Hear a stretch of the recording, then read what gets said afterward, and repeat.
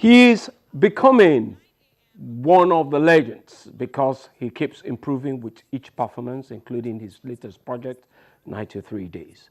Please sit back and meet, or better still, reacquaint yourself with Paul Adams. Thank you for your time. You're welcome, Koi. How did you get into acting? Well, I would say that I've been into acting since I was a kid. From age 8, they used to take us then to the then NTS, Nigerian Television Service, now NTA. I guess right from then I fell in love with being on television. And after that, I became a member of my drama group from primary to secondary school, as well as to higher institution, which was Yaba College of Tech. I was a member of the, active member of the drama, group. And somehow, from there, even in my church, we had a very major production at Unilag, Arts Auditorium, and a friend of mine came and saw the show and said, "Oh, you act really well." But incidentally, they just finished an audition for a new soap. I don't know if you can go to them, they just might find something for you. So I went over and saw the producers of Ripples. That's how I got onto television. Great. And it's been one production to the other. Now you got into your passion, which is acting. Then and now, what's your overview of Nollywood? Nollywood, we've come a long way. From the days of entertainment, like I said, going to television at that age, and the days of drama in school, in drama groups, and then onto the home movies. You could say that we have travailed some very rough terrains and very challenging situations to arrive at where we are today. The good thing about Nollywood is that it's progressing. We move right from scratch on and on onto where we are today. Nollywood has become a major phenomenon in the entertainment industry in Nigeria. And no gainsaying that it's one of the biggest, it's one of the biggest labor markets right now. And I want to believe that we haven't even, we have only just scratched the surface, because the potentials are very large, very huge. Talking about scripting, now which scripts would you find most challenging? As a professional, I guess it would be expected of you to first of all take a look at the script that you're being given, especially when you know your onions. I have a certain pedigree that affects the kind of script I pick up. It's no, it goes without saying that I, for one, I choose my script. There are a whole lot of good stories out there, beautiful, but there are scripts I pick up and I say, no, I'm never going to do that. It's not that I can't act it, I can, but something about it doesn't tally with who I really am, which is very key for me. Now, talking about filmmaking, scripts, which scripts would you find most challenging? The one that readily comes to mind is actually a movie produced by Ken Nebwe, years ago. It was called Rituals. I remember when I went for the auditioning, the guy was amazed, like, where have you been? It's a tragic story of how people are used as rituals to make money.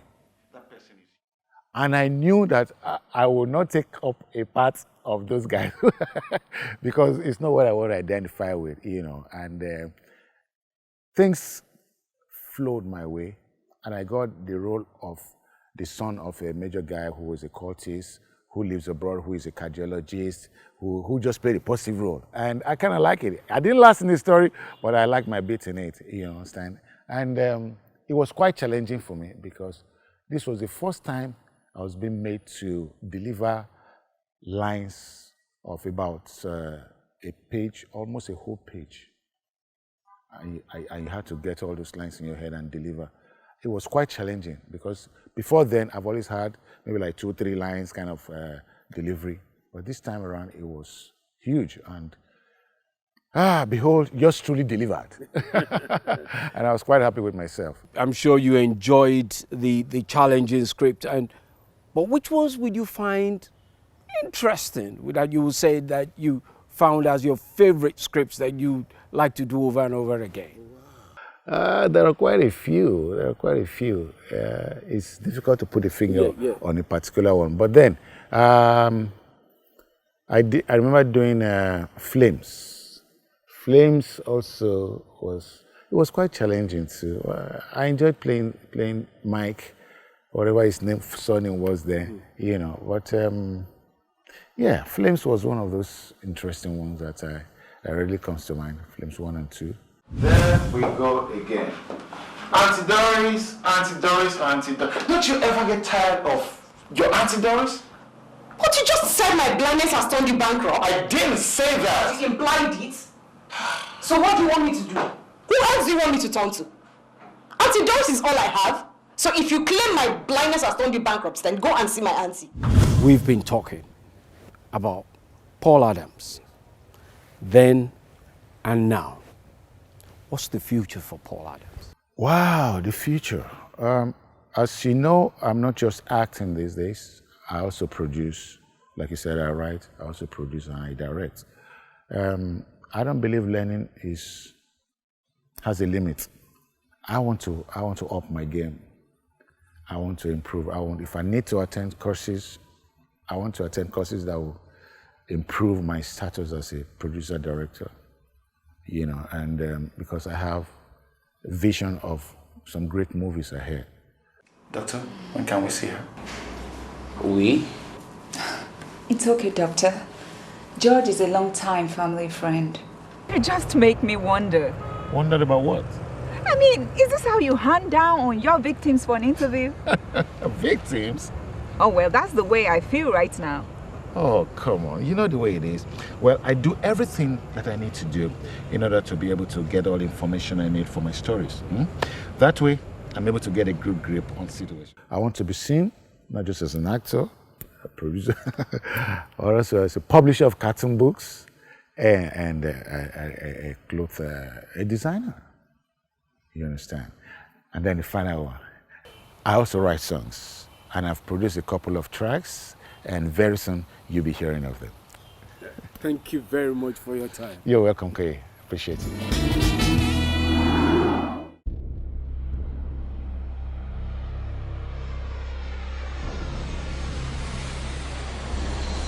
What's the problem? We have a patient here, a diplomat brought in by ECOWAS. His temperature is very high. This is a viral infection, a serious infection.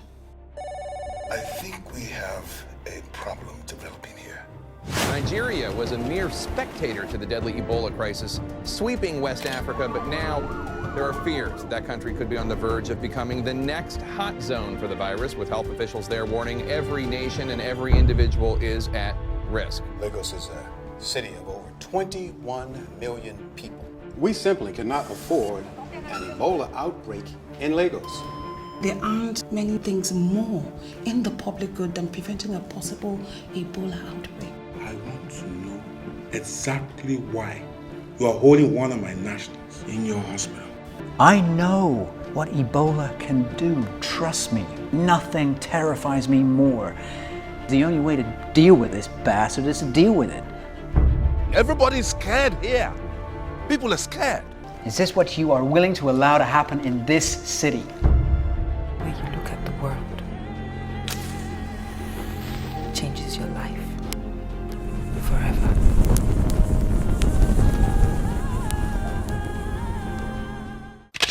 Paul Adams is our Nollywood A-lister this week. When we return from the break, we'll take you behind the scenes of a new movie. Please stay tuned.